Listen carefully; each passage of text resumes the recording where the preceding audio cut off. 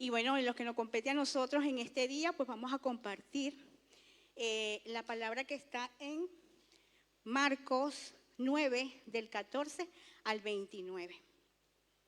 Y donde Jesús sana a un muchacho endemoniado. Vamos a leerlo para entrar en el contexto. Y bueno, antes de que, porque aquí dice en el 14, cuando llegó a donde estaban los discípulos, llegó Jesús. Para entrar en el contexto de la historia, Jesús había ido al monte donde se transfiguró.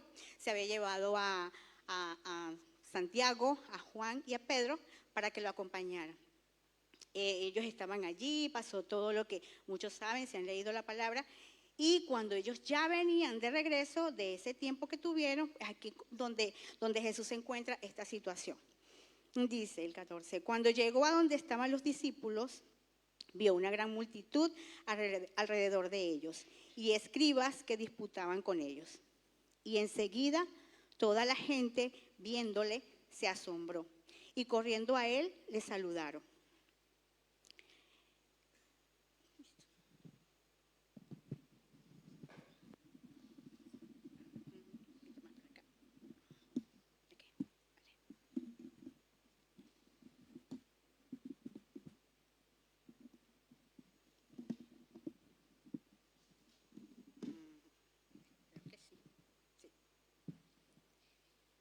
Saludaron.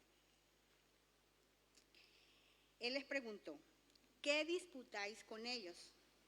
Y respondiendo uno de la multitud dijo, Maestro, traje a ti a mi hijo, que tiene un espíritu mudo, el cual, donde quiera que le toma, le sacude, y echa espumarajos y cruje los dientes, y se va secando. Y dije a tus discípulos que lo echasen fuera, y no pudieron. Y respondiendo él les dijo, oh generación incrédula, ¿hasta cuándo he de estar con vosotros? ¿Hasta cuándo os he de soportar?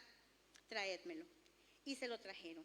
Y cuando el espíritu vio a Jesús, sacudió con violencia al muchacho, quien cayendo en tierra se revolcaba, echando espumarajos. Jesús preguntó al padre, ¿cuánto tiempo hace que le sucede esto?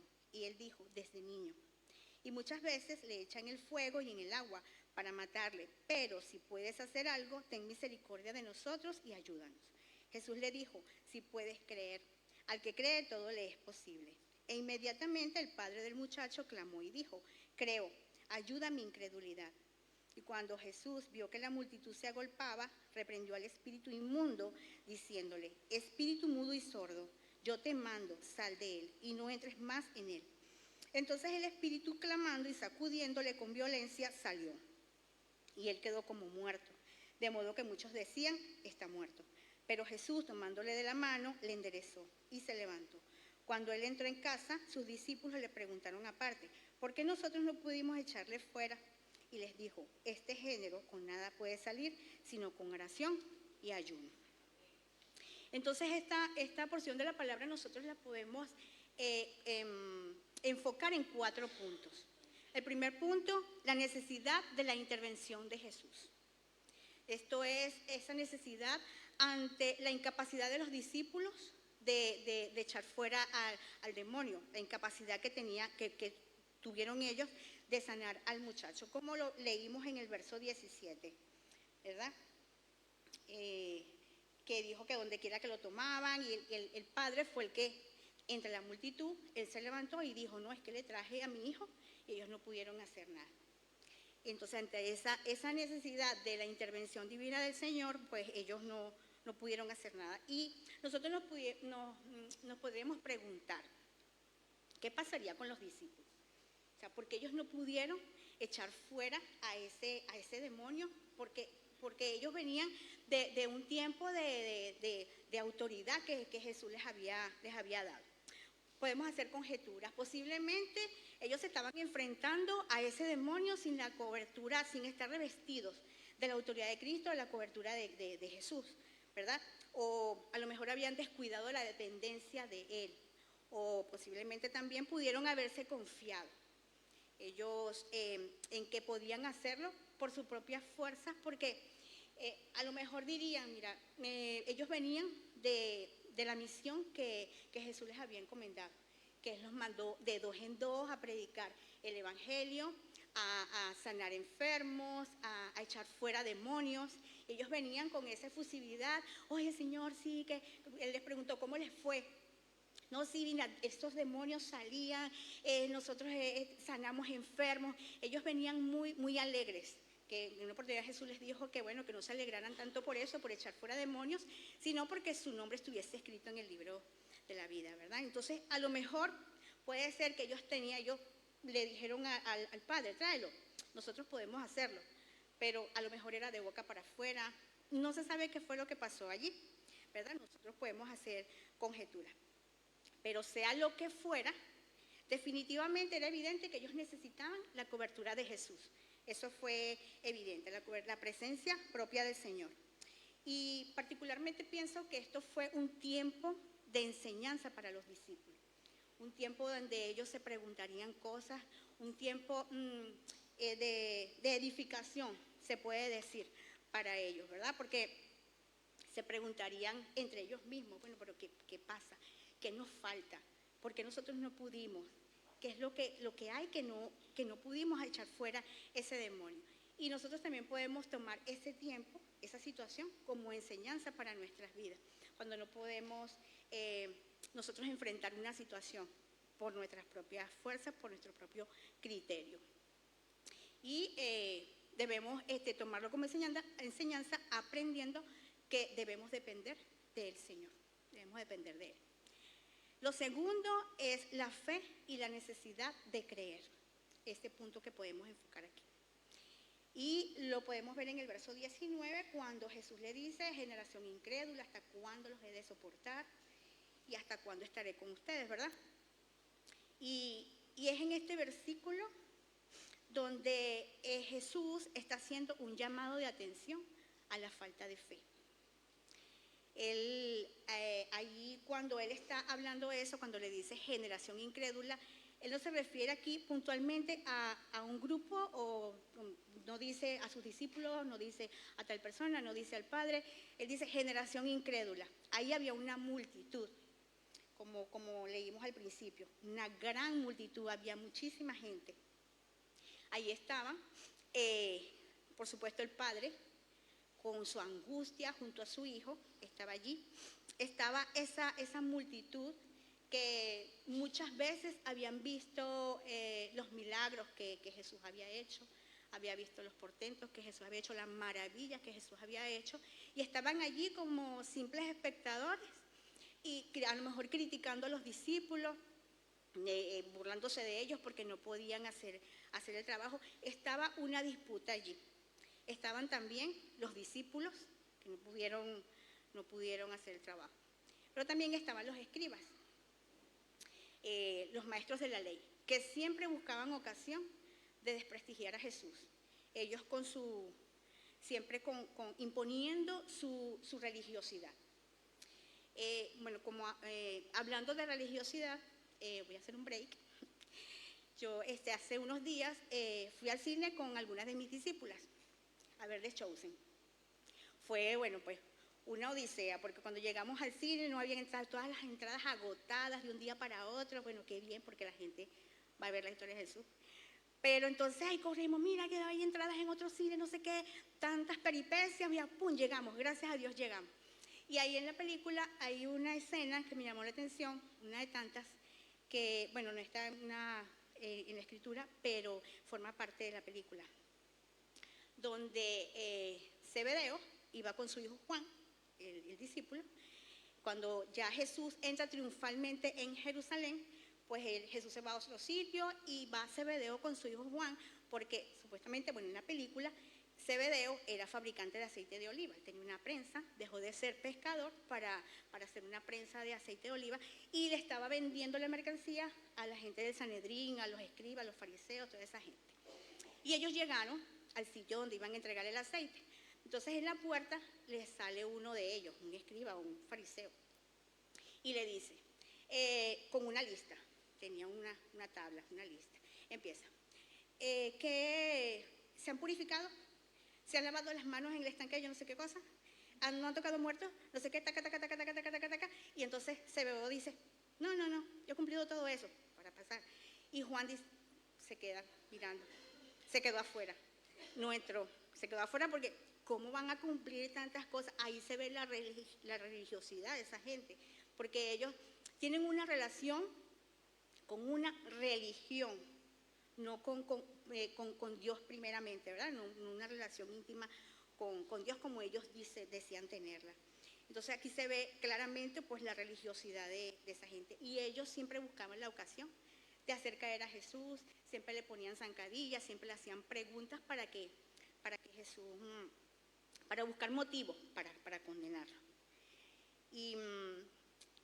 Y gracias a Dios pues que ahora vivimos bajo la gracia y que no vivimos bajo la ley. Porque si nosotros viviésemos bajo la ley, pues que aquí no habría nadie. Porque cumplir todos esos requisitos, cumplir todos esos estatutos, todas esas costumbres, porque la mayoría son costumbres de ese pueblo judío, aquí no habría nadie.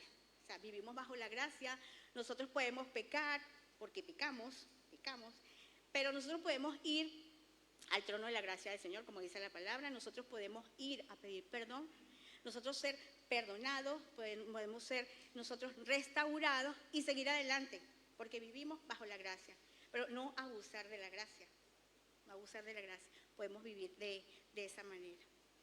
En el versículo 22 dice, hablando el padre del chico, dice, y muchas veces le echa en el fuego y en el agua para matarle, pero si puedes hacer algo, ten misericordia de nosotros y ayúdanos.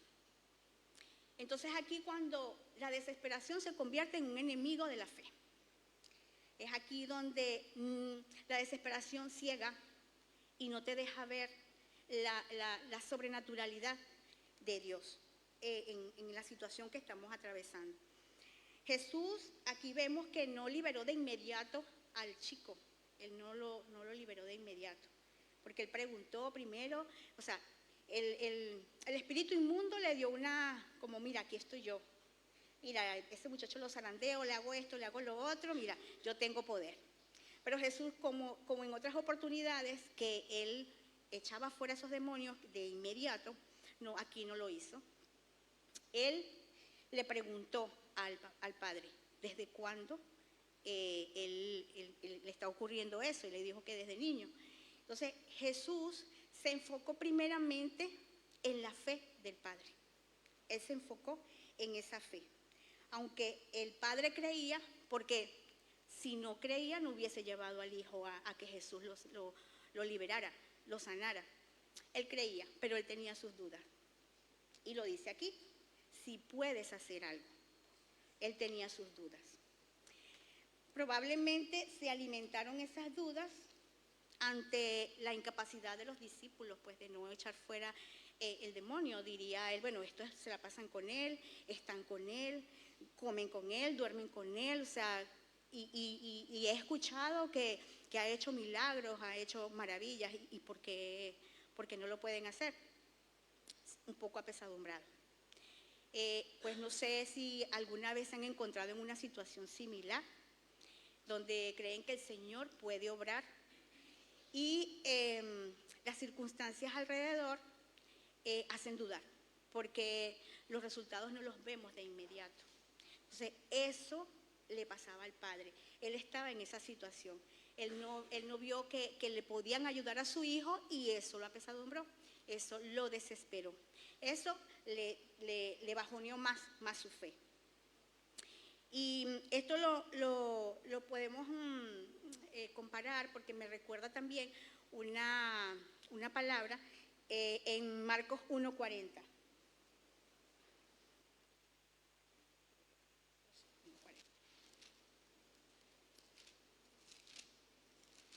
Que dice, vino a él un leproso rogándole, e hincada la rodilla le dijo, si quieres puedes limpiarme.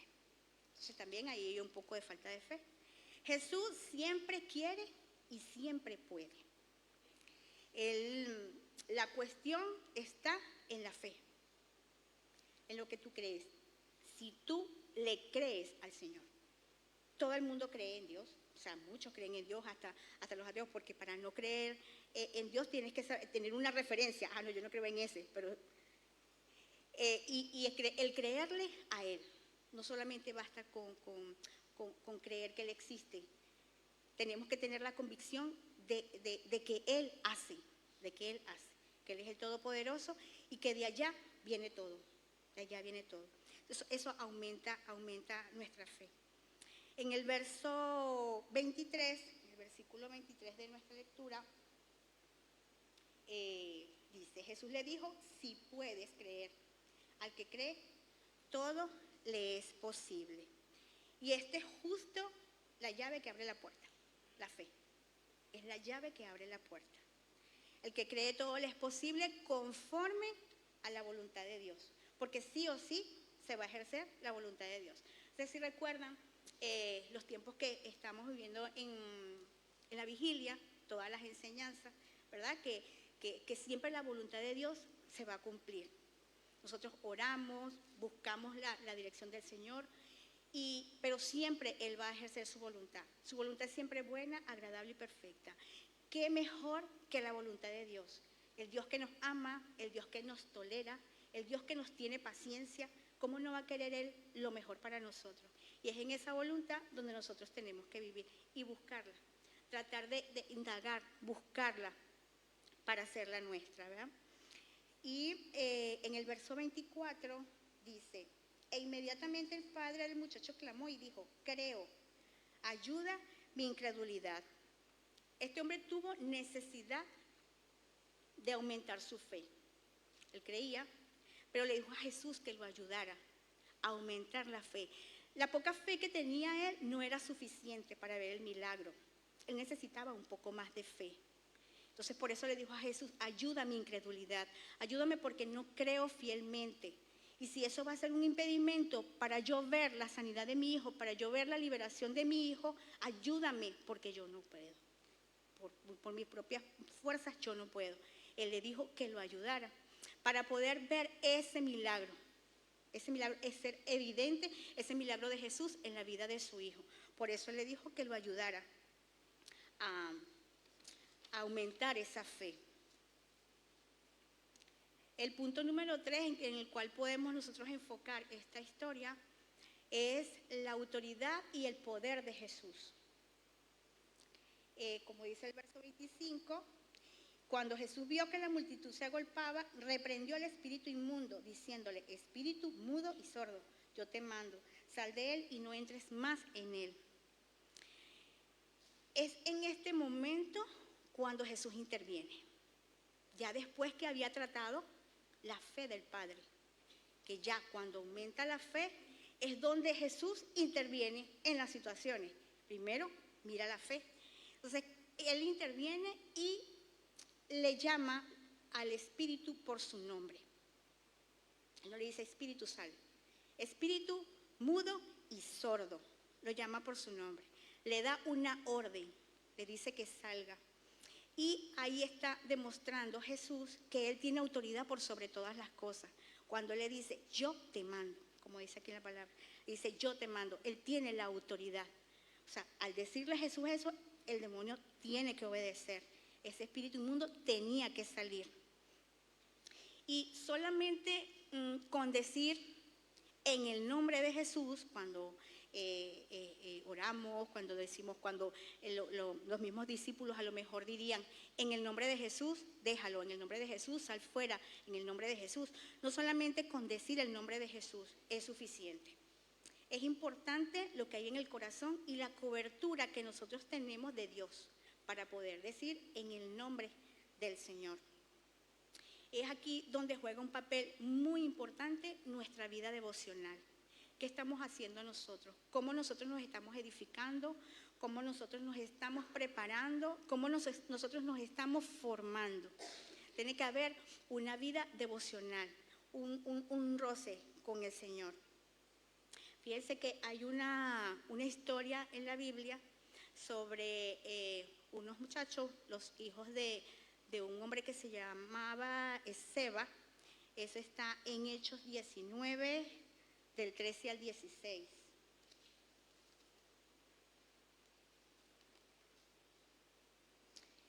Dice, Pero algunos de los judíos, exorcistas ambulantes, intentaron invocar el nombre del Señor Jesús sobre los que tenían espíritus malos, diciendo: os conjuro por Jesús, el que predica Pablo. Había 7 hijos de un tal Esceva, judío, jefe de los sacerdotes, que hacía esto. Pero respondiendo el espíritu malo dijo: a Jesús conozco y sé quién es Pablo, pero vosotros ¿quién sois? Y el hombre en quien estaba el espíritu malo, saltando sobre ellos y dominándolos, pudo más que ellos, de tal manera que huyeron de aquella casa desnudos y heridos. El demonio les dio una paliza, los dejó fritos, ¿verdad? ¿Por qué? Porque ellos decían: os conjuro en el nombre de Jesús, el que predica Pablo, aquel que predica Pablo. El demonio no olió eso, no olió lo de Jesús. Él sabía quién era Jesús y sabía quién era Pablo, porque Pablo vivió una vida devocional, pues, admirable. Sobrepasa todo lo que uno puede esperar.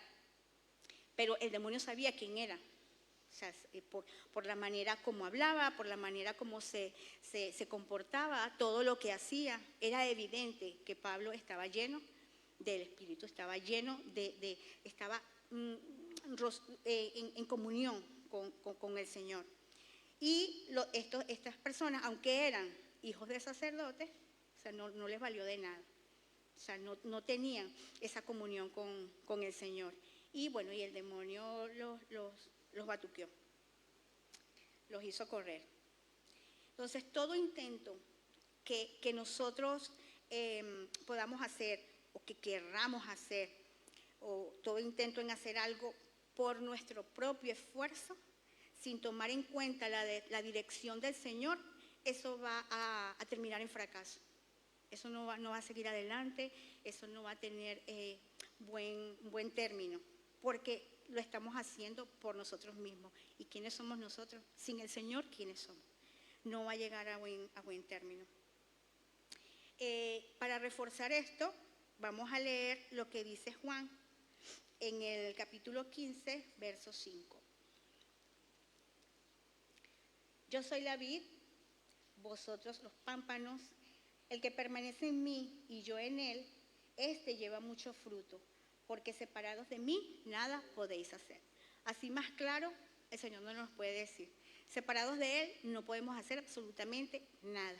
Él es el que marca el camino, el que determina los tiempos, el que dice sí, el que dice no, el que abre la puerta, el que la cierra.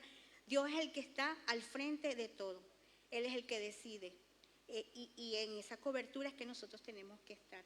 Dice aquí que bueno, que somos nosotros los pámpanos, Él es la vid. Tenemos que estar unidos con el Señor, o sea, permanecer en Él, estar pegados a Él, porque para que Él dice, para llevar mucho fruto. Por eso es que Pablo llevaba fruto y el espíritu inmundo, el demonio lo vio, que él tenía fruto. Pablo llevaba fruto porque estaba pegado, pero los hijos de Esceva no, o sea, no tenían fruto. Y el diablo dice, bueno, yo no conozco a estos, son hombres cualquiera. Y también el Salmo 127:1 lo dice, que si el Señor no edifica la casa, en vano trabajan los edificadores. Él es el que tiene que ir adelante. El Señor es el que tiene que darnos el ejecútese. Después que Él lo hace, Él dice, bueno, háganlo ustedes. Pero tenemos que esperar la dirección del Señor. Tenemos que esperar la guía del Espíritu Santo, porque Él es el que está en nosotros. Lo cuarto, la oración y el ayuno. El versículo 28 y 29 de nuestra lectura, cuando dice que Él entró en casa, sus discípulos le preguntaron que por qué ellos no pudieron echar fuera el demonio, y Jesús les contestó y les dijo que ese género solo salía con oración y con ayuno.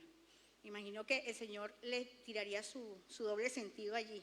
O sea, están orando, están ayunando, y dice que solamente podía salir con oración y ayuno. Entonces, si estaban orando y ayunando, ¿por qué no pudieron? Entonces resulta que a lo mejor no lo estaban haciendo.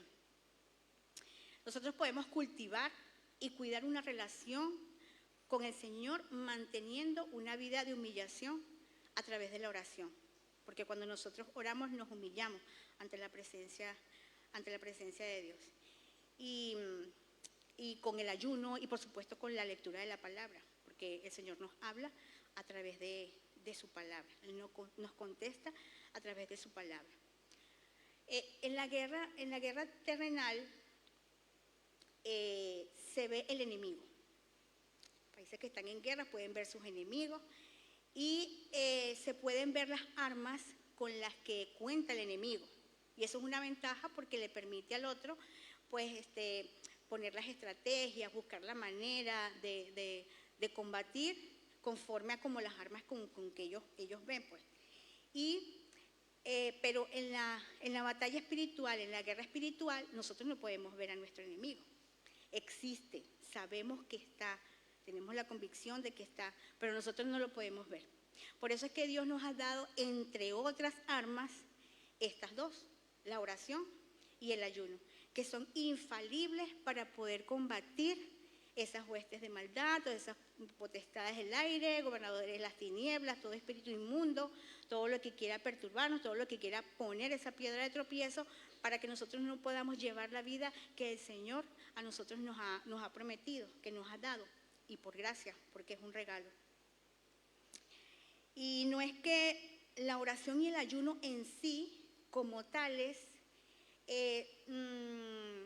tengan el poder para lidiar con esos demonios, sino que esas dos armas, el ayuno y la oración, nos permiten depender de Dios y acercarnos más a su poder, para nosotros tener ese poder en el Espíritu Santo para hacer las cosas que el Señor nos manda hacer, solamente con ese poder.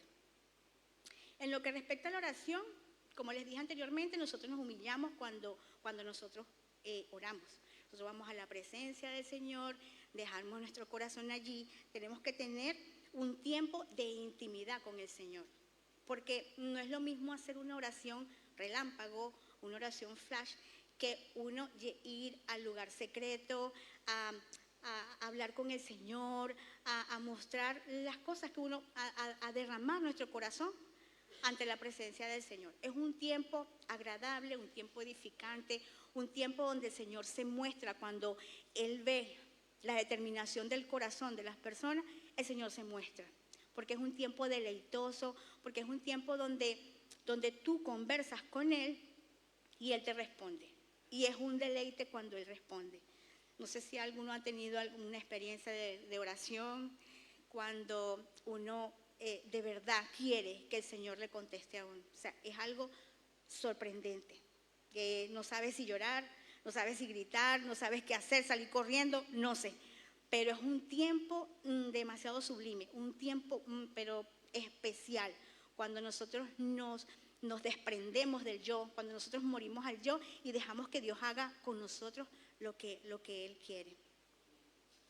Y es en esos tiempos no hacer esas oraciones que muchas veces por el afán del día a día uno hace, porque a veces uno hace oraciones hasta en el camino agarrando el autobús. Sobre todo en la mañana, cuando es un desastre, con muchachos que van al colegio, y Señor, en el nombre de Jesús, no sé qué, muchacho, apúrate, Señor, bendice este día, no sé qué, ¿dónde están las llaves? Señor, guarda mi mente, que no encuentre las llaves, amén, y se van. Entonces, una locura. Y igual en las noches cuando no hice la oración en la mañana, yo voy a hacer mi debo cuando llegue a la casa, lo hago y porque lo hago, voy a morir a esa carne, voy a matar esa carne. Cuando llegas en la noche, llegas toda molida, y vienes y al Señor, gracias por este día, amén, a dormir. No podemos, tomamos la Biblia y nos dormimos encima de la Biblia. Entonces tenemos que tener un tiempo con el Señor. Y muchos dirán, pero es que a mí no me da tiempo. O sea, yo no tengo tiempo. Desde que me levanto hasta que me acuesto y aún a medianoche tengo que atender, no sé qué. Sí hay tiempo. Cuando hay disposición en el corazón, el Señor es el que organiza el tiempo. Lo digo por experiencia propia. Cuando tenía a mis hijos pequeños, a uno lo llevaba a la guardería, tenía que salir corriendo a llevar a la otra que la cuidara la abuela. Y me iba corriendo al trabajo, después regresaba a hacer la comida, no sé qué, prepararlo del día siguiente, todo. ese barullo y yo tenía tiempo. Cuando me mudé de ciudad, que ya estaba más centrada en la iglesia, que estaba más afianzada, pues allá había servicio los miércoles, había vigilia los viernes y la vigilia era toda la noche hasta amanecer.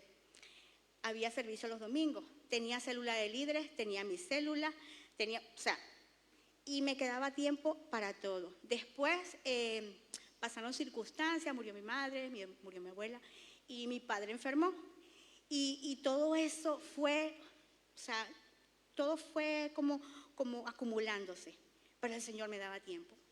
El Señor acomodaba mi tiempo, me daba tiempo para todo y me sorprendía. Y Él es así, Él sorprende.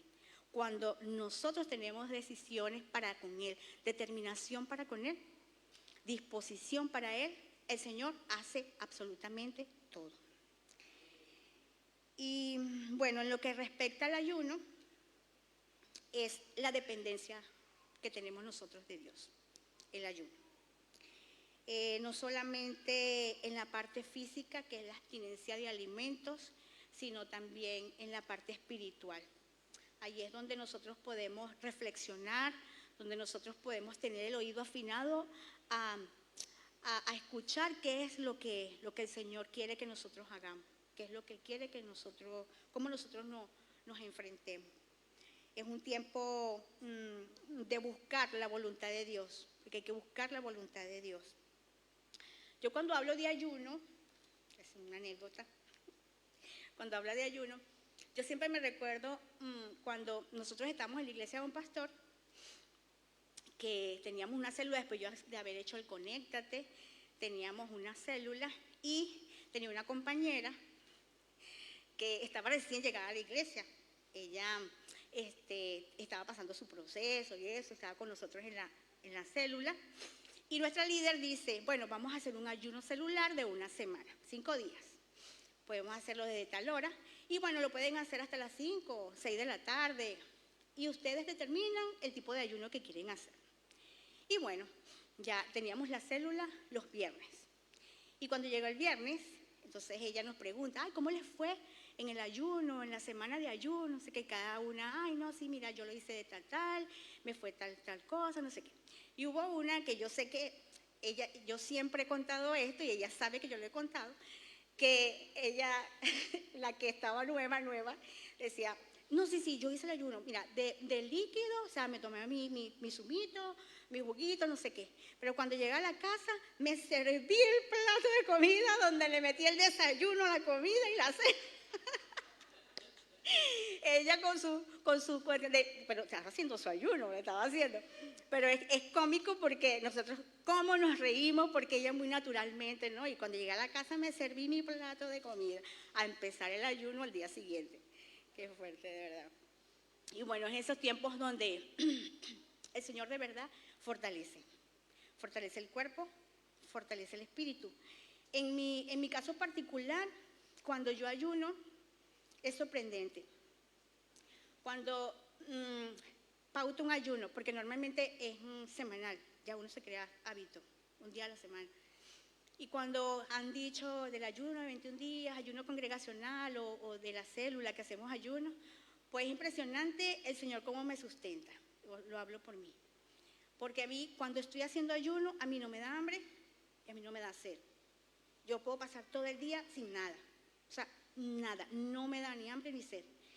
Y cuando no estoy haciendo ayuno, si no tomo café a mí me da un desmayo, si no como a mí me da un yello, una cosa, no sé, no entiendo. Entonces, es la manera como Dios sustenta.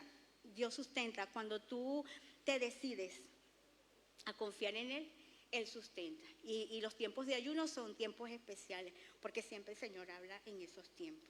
Alguna necesidad que uno tenga de dirección, Dios te abre el entendimiento, te hace ver las cosas más claras, o sea, eres más sensible a la voz del Espíritu cuando hay disposición, porque la cuestión es la fe, como le dije anteriormente, la cuestión es la fe. Y ante todas estas cosas, pues vamos a ver, yo he puesto 7, ¿verdad?, beneficios. Los beneficios de llevar una vida devocional de fe, de oración y de ayuno. Yo he puesto 7, pero hay muchísimos beneficios, muchísimos, de nosotros llevar una vida devocional. Lo primero es que fortalece la comunión, fortalece la dependencia y el amor por el Señor. Cuando nosotros llevamos esa vida devocional, se afianzan los lazos con el Señor, afianzamos esa comunión con Dios, ¿verdad? La dependencia que nosotros tenemos que tener de Él, a esperar que Él nos conteste la oración, así como dijo el pastor Rafael Holland cuando él vino aquí a la vigilia, que él dijo que uno ora, ¿verdad? Pero muchas veces uno ora en el nombre de Jesús, te paras, te vas y no esperas la respuesta del Señor. Entonces, no es que sea religiosamente como un rito de que tú, esto, espera, no, sino que el Señor, como contesta, uno tiene que esperar la respuesta de orar y esperar. Y por eso es que es necesario tener un tiempo nutritivo con el Señor. Y eso fortalece el amor que nosotros tenemos que tener para con Dios, que se refleje, que nosotros podamos dar frutos de lo que Él está haciendo en nosotros, lo que está haciendo con nuestra vida. Lo segundo es que aumenta nuestra fe. Esta fe se somete a la voluntad de Dios y nos permite conocerla. A través de la fe, el Señor nos permite conocer su voluntad. Nos permite conocer qué es lo que Él quiere hacer, porque muchas veces oramos para que el Señor haga lo que nosotros queremos y no oramos para que se haga su voluntad en nosotros. Porque lo que nosotros queremos puede sonar bueno, puede verse bueno, pero muchas veces es camino de perdición más adelante. Y de eso el Señor nos guarda, de eso el Señor nos cuida. Por eso es que Él dice, yo voy a hacerlo como yo quiero. Porque te amo, porque yo sé que si yo lo hago como tú quieres, más adelante va a ser en prejuicio tuyo. Entonces yo lo voy a hacer como yo lo tengo previsto, porque yo estoy en el futuro y yo te estoy guardando de lo que tú vas a atravesar. Entonces cuando hay un no de parte de Dios como respuesta, hay que agradecerlo. Y Señor, muchas gracias porque tú me estás cerrando esta puerta, pero yo sé que esta puerta que tú estás cerrando, tú vas a abrir una mejor. Lo tercero es que adquirimos sabiduría y por supuesto la buscamos a través de la palabra. Cuando leemos la palabra vamos adquiriendo sabiduría y tenemos que leer la palabra para conocer la respuesta del Señor. Lo cuarto es que nos hace sensibles a la necesidad de otros. No solamente sensibles a la necesidad material, a la necesidad física de otros, sino a la necesidad espiritual de otros. Cuando nosotros estamos en comunión con Dios, cuando llevamos esa vida devocional, el Espíritu nos da el discernimiento para nosotros ver la necesidad al que está pasando alguna situación. Particularmente en mi célula, yo sé cuando la manera como me habla una discípula, yo sé la manera como se comporta una discípula y ahí yo sé, el Espíritu Santo me sopla qué es lo que está haciendo, qué es lo que no está haciendo. Es algo impresionante y pone el sentir cuando cuando estoy en ese momento de oración, pone el sentir de tal o cual persona. Y por eso es que uno le pregunta, ¿cómo estás? ¿Qué ha pasado? ¿Cómo lo sabes? Yo tengo a alguien que me sopla. Yo tengo a alguien que por ahí me dice en el oído. Quinto, no hay lugar para la pereza espiritual, ni el acomodamiento. Cuando estamos en ese momento de vida devocional, cuando llevamos una vida devocional perseverante, constante, no va a haber lugar para la pereza espiritual. Vamos a estar todo el tiempo activos. No nos vamos a acomodar porque vamos a estar activamente espirituales. Lo sexto, nos ayuda a ser obedientes. Y esto es aquí importante. porque no vamos a ser obedientes por nuestro propio esfuerzo, porque no vamos a poder. No tenemos la suficiente fuerza para nosotros obedecer los mandamientos de Dios, pero tenemos al Espíritu Santo, que está en nosotros y Él es el que hace que nosotros obedezcamos los mandamientos. El Espíritu Santo lo hace todo, porque muchas veces decimos, oye, pero ¿cómo yo hago esto? Tú tienes al Espíritu Santo. Si es que tienes al Espíritu Santo, Él es el que va a poner el querer como el hacer en nuestros corazones. Así lo dice la palabra. Es el Espíritu el que nos va a mover. Él es el Espíritu el que nos va a dar esa ansia, esa necesidad, eso de buscar al Señor, y va a poner el ambiente para ese deleite. Es el Espíritu Santo que lo hace todo. No es por nuestra fuerza. Y lo séptimo es que recibimos dirección. Recibimos dirección cuando llevamos esa vida devocional. El Señor es bueno, es más que bueno. Él nos muestra el camino, Él nos abre la puerta. El Espíritu Santo nos dice, por aquí sí, por aquí no, espera, hazlo, no lo hagas. El Espíritu Santo es el que nos guía. El Espíritu Santo es el que mueve todo, porque Él es el que está en nosotros y Él es el que está aquí con nosotros. Dice que nuestra guía, ¿verdad? Él es el que nos guarda, Él es el que nos va llevando hacia el conocimiento pleno de quién es Cristo, el que nos recuerda la palabra que nosotros hemos leído. Es el Espíritu Santo. Él es el que hace absolutamente todo. Él es el que convence. Cuando se va a evangelizar, muchas veces uno se decepciona porque uno lo hace en la carne, porque el que convence es el Espíritu Santo. Nosotros sembramos la semilla, pero el Espíritu Santo es el que hace todo el trabajo. Y bueno, como les dije, hay muchísimos beneficios más, crea mucha dependencia del Señor, muchos beneficios el llevar una vida devocional. Y bueno, ya para terminar, estamos en tiempo de gracia. Y en este tiempo de gracia, pues aprovechemos la oportunidad que Dios nos está dando. Esa oportunidad para acercarnos a Él, para pegarnos a Él, para permanecer bajo la sombra del Omnipotente. Fíjense que cuando nosotros se refleja nuestra sombra en la pared, si tenemos a una persona al lado, esa persona no se le ve su sombra porque como está pegada a nosotros, está en la sombra de nosotros, ¿verdad? Pero cuando la persona se aleja, ya tú ves la sombra de la persona que se va yendo de tu sombra. Y así nosotros tenemos que estar pegados al Señor para permanecer bajo la protección de esa sombra. El no alejarnos, porque cuando nosotros damos pasos fuera del Señor, ya sabemos quién nos está esperando. Nos está esperando del otro lado. No traspasar esa línea fina que hay entre la claridad de Dios y la oscuridad del diablo.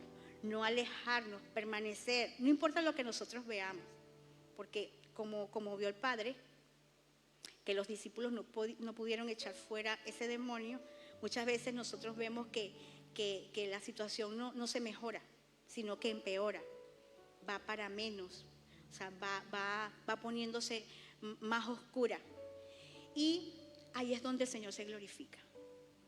Dios no va a hacer evidente su poder cuando las cosas están bien, porque lo vemos bien, pero cuando las cosas están mal, que nosotros de verdad que ya en la fuerza humana no podemos hacer más nada, es ahí donde Dios se muestra, y se muestra con poder, y es evidente su poder, es evidente que la obra que Él quiere hacer y que hace.